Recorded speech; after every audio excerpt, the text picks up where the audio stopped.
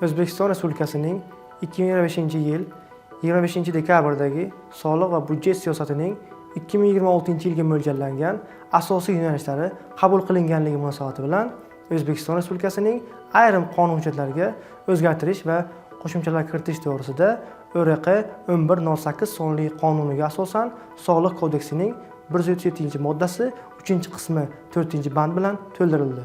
Bunda soliq organlari soliq tekshiruvlarining quyidagi turlarini o'tkazadi: kameral soliq tekshiruvi, sayyor soliq tekshiruvi, soliq auditi hamda transfert narxning shakllanishini tekshirish. Transfert narx bu o'zaro aloqador taraflar o'rtasida bitimlarda shakllanadigan va mustaqil shaxslar o'rtasida bitimlar tuzilayotganda taqqoslanadigan iqtisodiy sharoitlarda qo'llanilishi mumkin bo'lgan xolis tarzda shakllanadigan narxdan farq qiladigan narx.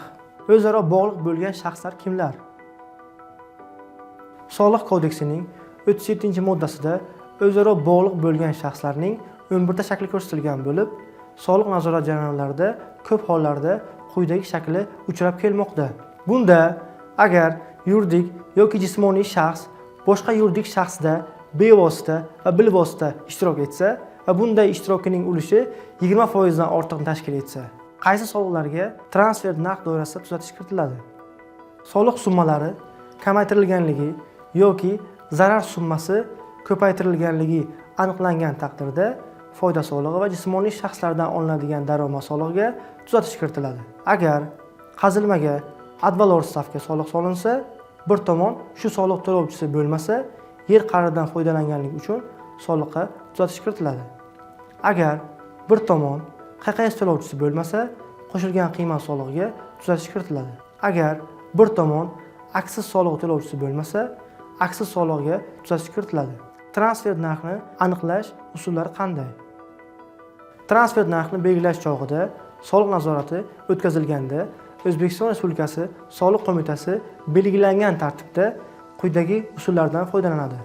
Birinchidan, taqqoslanadigan bozor narxlarining usuli.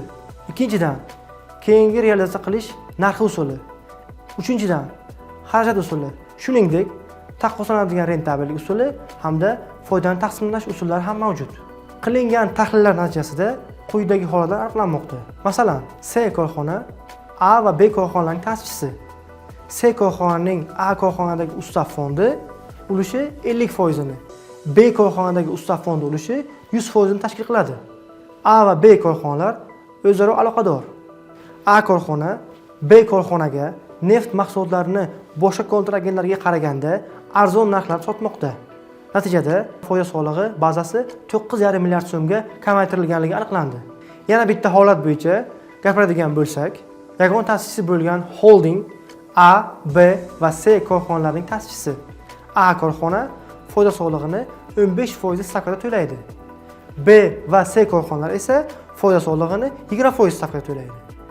A korxona B va C korxonalariga 2024-yilda 341 milliard so'm, 2025-yilda esa 361 milliard so'mdan ortiq xizmatlar bajargan. Natijada B va C korxona tomonidan xarajatni oshirib ko'rsatilish natijasida 20% stavka to'lanishi lozim bo'lgan foyda soliq bazasi A korxona tomonidan foyda solig'ining bazasiga 15% stavkada soliq hisoblab kelmoqda. Ushbu holatda dastlabki o'rganishlarga ko'ra xizmatlar o'zaro aloqador korxonalarga transfert narxlarda ko'rsatib kelinganligi aniqlandi. Transfert narxni qo'llamasa nima bo'ladi? Soliq summalarini soliq to'lovchi tomonidan to'lamaganlik yoki to'liq to'lamaganlik, to'lanmagan soliq summasidan 40% miqdorida jarima solishga sabab bo'ladi.